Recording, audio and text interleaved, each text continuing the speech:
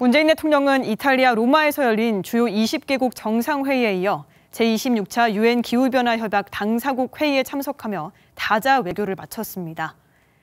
이번 정상회의를 통해 코로나19, 기후위기 등 현안에 적극적으로 대응했는데요.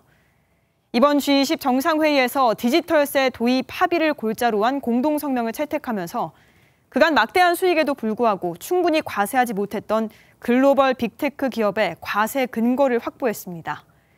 한편 과세 대상에 삼성전자와 SK하이닉스를 비롯한 한국 기업들도 포함될 것으로 보여서 디지털세 도입으로 국제사회에 어떤 영향이 있을지 주목됩니다. 특히 문재인 대통령은 유엔 기후변화 협약 당사국 총회 정상회의에서 2030 온실가스 감축 목표를 2018년 대비 40% 이상 감축하겠다고 국제사회에 공식 선언했죠. 세계 주요국이 기후위기와 관련해 한 목소리를 내고 있지만 이번 회의에서 탄소 중립 시점을 구체적으로 정하지 못하는 등 다소 아쉬운 결과도 보이고 있는데요.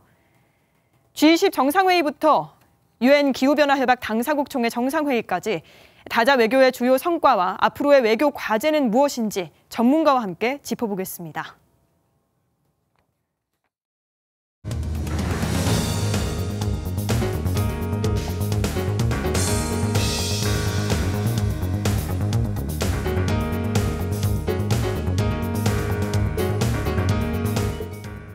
조충재 대외경제정책연구원 세계지역연구센터 소장과 관련 내용 자세히 짚어봅니다.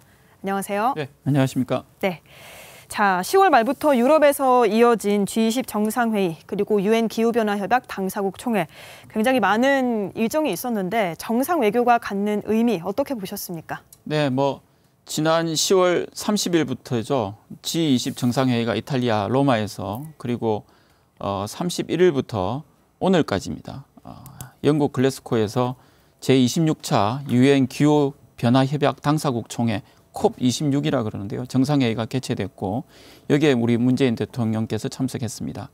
이 코로나 위기 상황에서 특히 이제 기후변화 위기를 우리가 그 어느 때보다도 체감하고 있지 않습니까? 이렇게 심각하게 공감하고 있는 상황에서 그리고 또 코로나 이후 처음으로 이 주요 정상 국가들이 다 대면 회의를 하게 됐습니다. 그래서 이 자체가 의미가 있었고 네. 또 그러다 보니까 많은 기대를 좀 하게 되었고 그래서 세계 이목이 많이 집중이 되었습니다. 우리 문 대통령께서는 그 G20 회의에서는 G20의 역할이 그 어느 때보다도 중요하다를 다시 한번 강조하셨고 이 백신의 공평한 보급 그다음에 이를 위한 그 2억 달러 우리나라가 공여 약속을 한 게 있거든요. 이것을 이행하겠다. 그다음에 글로벌 백신 제조 허브로서의 이 제조 역량을 제고하고 또 저세도 국가에 대한 채무 부담을 완화하고 글로벌 국제 공조 강화와 함께 이번에 디지털 국제 공동 규범이 필요하다 이런 것을 강조를 했습니다. 그리고 COP26에서는 우리나라 탄소 중립 의지와 함께 이 상향된 탄소 감축안을 직접 발표를 했죠. 네. 네. 자, G20 정상회의부터 먼저 짚어보면 사실 주요국들의 정상이 모인 다자 외교의 결정체라고 할 수도 있을 그렇습니다. 텐데요.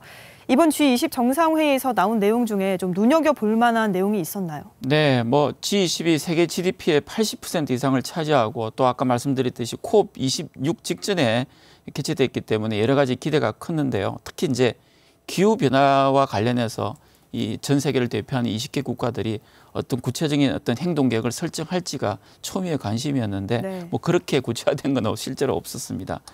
우선 탄소 중립 시기를 2050년으로 이제 설정하는 데를 좀 실패했죠. 공동선언문에는 금세기 중반까지라고만 표현을 했습니다. 결국 이제 중국이나 러시아, 인도 등이 반대했기 때문이고요. 온실가스 감축을 위해서 2025년까지 매년 1,000억 달러를 개도국에 지원하겠다.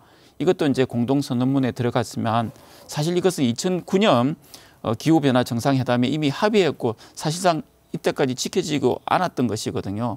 그래서 상당히 또 의미가 또 퇴색되었고요. 또 전 세계 코로나19 백신 접종률 70%를 내년 중반까지 달성하겠다 했지만 계속 똑같은 비판입니다. 구체적인 방안이 제시되었지 않았다.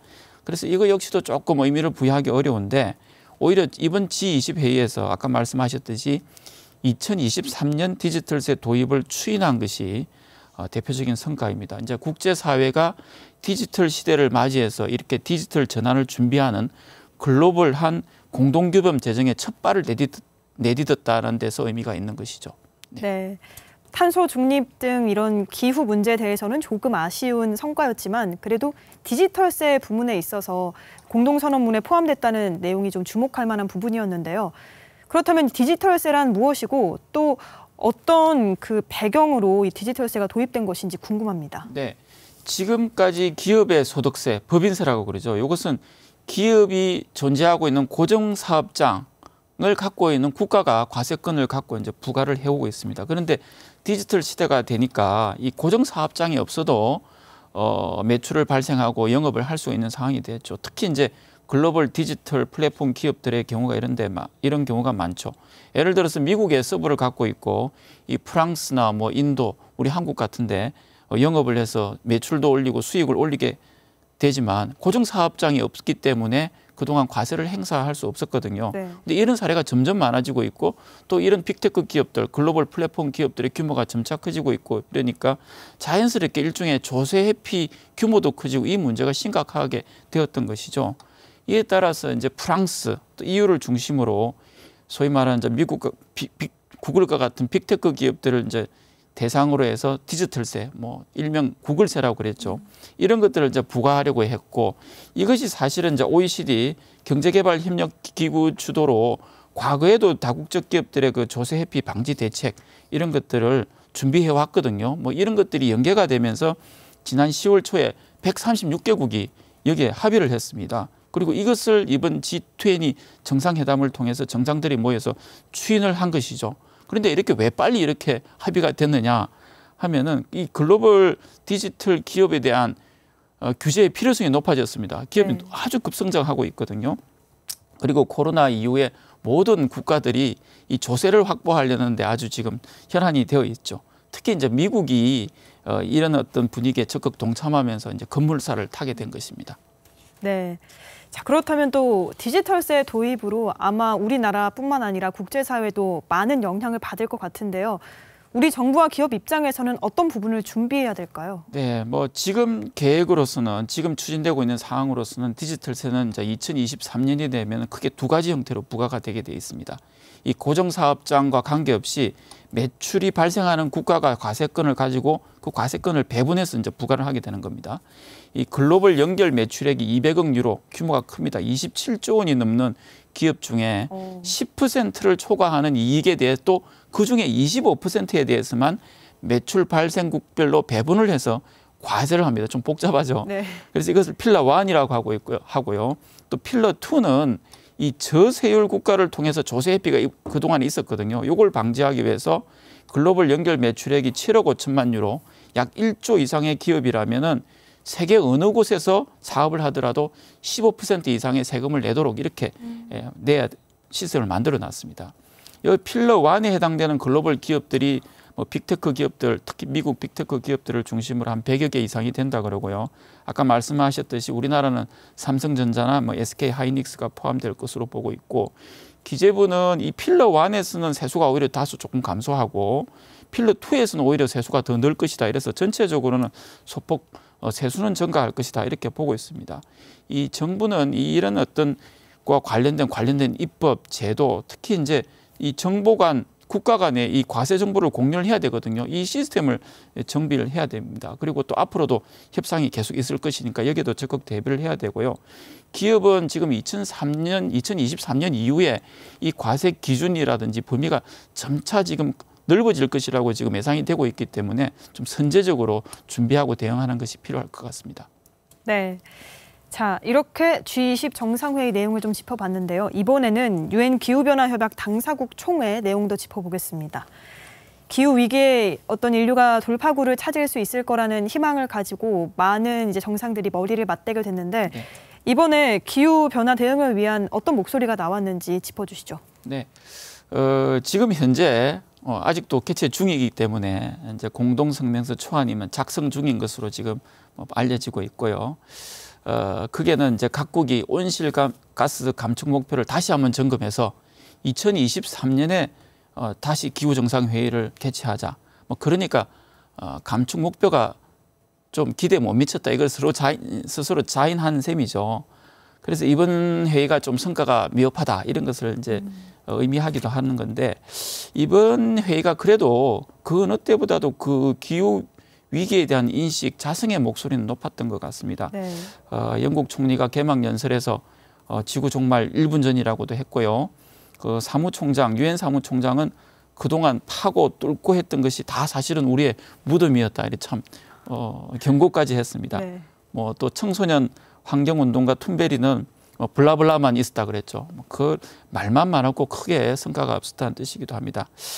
그래도 2030년까지 이 산림 파괴 중단과 토양 회복, 그다음에 석탄 화력 발전을 중단하겠다. 그다음에 메탄 배출량을 30% 감축하겠다. 뭐 이런 어떤 선언에 한 100여 개 국가들이 동참을 했거든요. 이건 좀 성과라고 할 수 있습니다. 그런데 이것도 뭐 선언 이후에 일부 국가들이 이 동참의 그 목표 연도를 조금 부정하는 등 이렇게 좀 논란이 생겨서 이것도 의미가 조금 퇴색됐죠. 어제 미국하고 중국이 갑자기 이제 공동 선언을 했거든요. 네. 이 메탄가스 감축 공동 연구를 하겠다. 그리고 기후변화 실무 그룹을 실제로 구성해서 내년부터 본격적으로 가동하겠다. 이런 것들인데 이 미중 대립이 워낙 첨예한 가운데서 이 공동 선언을 예고 없이 나왔기 때문에 뭐 의미를 좀 부여할 수 있겠습니다만 다음 주에 바로 또 미중 온라인 정상회담이 예고되어 있고요. 네. 또 내년 2월에는 베이징 올림픽을 또 해야 되는 상황입니다. 그렇죠. 그래서 어떻게 보면 사전 분위기 조성에 나섰다. 그래서 큰 의미를 또 부여하지 않고 있는 측면도 있습니다. 네. 네. 시간 관계상 마지막 질문을 드려야 할 것 네. 같은데요. 이번 G20 정상회의와 또 기후변화 협약 당사국 총회 등을 통해서 우리나라의 달라진 위상을 좀 확인할 수가 있었거든요. 네. 이번에 얻은 성과 그리고 남겨진 과제에 대해서 마무리 말씀 부탁드립니다. 네. 이제 우리 스스로도 그렇지만 이제 한국 하면 누구나 개도국에서 이제 선진국으로 발돋움하고 있는 나라. 그다음에 원조 수혜국에서 공여국으로 이렇게 성공적으로 전환한 나라. 제조업이 강한 나라. 그다음에 요즘에는 또 영화나 드라마, 뭐 K-팝 등으로 이제 문화 영향력이 아주 큰 나라로 네. 인식되고 있는 것 같습니다. 이 국제적 위상이 높아졌다는 것이죠. 이 자연스럽게 우리의 국제적 책임도 높아지고 있는 것입니다. 이런 차원에서 이번에 우리가 탄소 감축 목표를 종전보다 좀 높여서 선언한 것이 아니겠습니까? 앞으로도 국제 연대와 공조에 적극 참여를 해야 됩니다. 이 수동적으로가 아니고 좀 더 능동적으로 그리고 또 우리가 주도적으로 기획하고 자신 있게 우리의 뜻과 계획, 의지를 국제사회에 발신해야 됩니다. 뭐 이를 우리 내부의 발전 계기로 활용해야 되고요. 또 우리나라가 줄곧 강조해 왔지 않습니까? 개도국과 선진국을 연결하는 가교, 사다리를 놓는 모범적인 나라, 그 이미지를 계속 유지해야 되고 그에 걸맞는 국제적 위상을 우리 스스로 만들어 나가는 노력이 중요한 것 같습니다. 네. 네. 자, 지금까지 조충재 대외경제정책연구원 세계지역연구센터 소장이었습니다. 오늘 말씀 고맙습니다. 네, 감사합니다.